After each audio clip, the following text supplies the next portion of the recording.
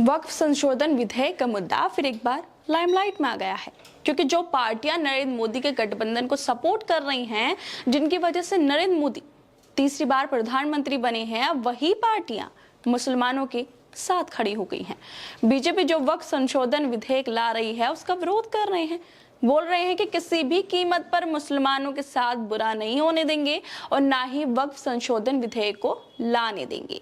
BJP के साथ ही तो वक्फ विधेयक का विरोध कर ही रहे हैं, लेकिन अब विपक्ष के नेता भी बीजेपी के इस फैसले के खिलाफ खड़े हो गए हैं और खुले मन से इस बिल का विरोध कर रहे हैं। दरअसल बीजेपी कुछ दिनों पहले संसद में एक नया विधेयक लेकर आई थी जो 1995 के वक्फ कानून में बदलाव करेगा, लेकिन इस विधेयक के लाते ही देश भर में इसका विरोध होने लगा। सरकार का कहना है कि संशोधन बिल मुसलमानों के हित में है, लेकिन सदन में विपक्षी सांसदों ने इसका विरोध किया था। विपक्षी सांसदों के विरोध के बाद इसे संयुक्त संसदीय समिति को भेजा गया था। सरकार ने वक्फ संशोधन विधेयक पर देश के लोगों की राय भी मांगी थी, लेकिन फिर भी इस बिल के खिलाफ मुस्लिम संगठन भी लगातार आवाज उठाते रहे हैं। मगर अब इस बिल को लेकर बीजेपी के सहयोगी साथी टीडीपी ने भी आवाज उठा दी है और बीजेपी के इस विधेयक के खिलाफ बोलने लगी है।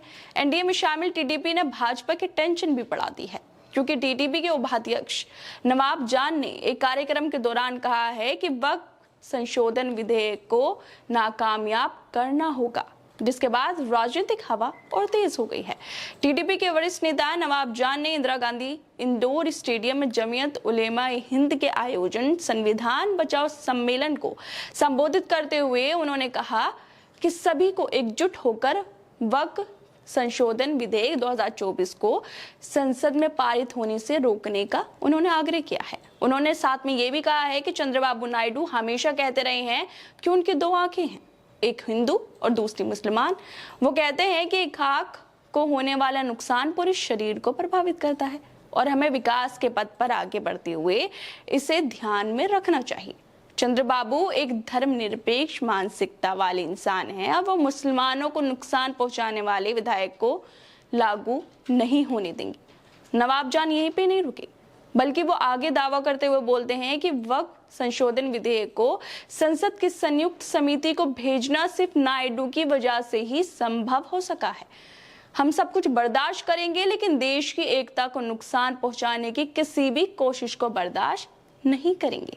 दोस्तों, ये बीजेपी के लिए हैरानी और परेशानी की बात होगी कि जिस पार्टी की वजह से वो तीसरी बार सरकार बना पाई है, नरेंद्र मोदी तीसरी बार प्रधानमंत्री बन पाए हैं, उन्हीं के नेता ही बीजेपी के विधेयकों का विरोध कर रहे हैं।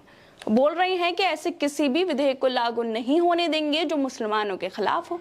वैसे बीजेपी के लिए पहले ही विपक्ष मुसीबत बना हुआ है, पहले भी आलोचना और अपने खिलाफ प्रदर्शन झेल रही है और अब इसी बीच आग में घी डालने का काम बीजेपी के साथियों ने ही कर दिया है।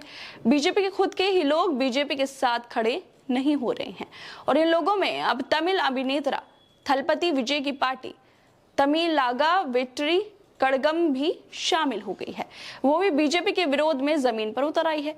तमिल अभिनेता थलपति विजय की पार्टी ने अपनी कार्यकारी परिषद की बैठक के दौरान केंद्र के एक राष्ट्र एक चुनाव के प्रस्ताव का विरोध करते हुए एक प्रस्ताव पारित किया है। पार्टी ने तमिलनाडु से नीट को वापस लेने की मांग करते हुए प्रस्ताव पारित किया है और सबसे बड़ी बात तो ये है कि उन्होंने साथ ही केंद्र सरकार जो वक्फ संशोधन विधेयक लेकर आई है उसका विरोध भी किया है। खैर दोस्तों, जिस तरह से लगातार बीजेपी के इस प्रस्ताव का विरोध हो रहा है और सबसे बड़ी बात तो ये है कि भारतीय जनता पार्टी के पास लोकसभा में बहुमत नहीं है और केंद्र में उसकी सरकार टीडीपी और बाकी पार्टियों के समर्थन पर निर्भर है। ऐसे में टीडीपी जिस तरह से बीजेपी के वक्फ संशोधन विधेयक का विरोध कर रही है, ऐसे में क्या बीजेपी टीडीपी के खिलाफ जाकर क्या फिर से विधेयक लेकर आएगी या फिर सरकार और सत्ता में बने रहने के दबाव में वो वक्फ संशोधन की जिद छोड़ देगी? आप लोगों को क्या लगता है इसको लेकर? हमें अपनी राय जरूर दें। बाकी तमाम खबरों को देखने के लिए जुड़े रहिए हमारे साथ।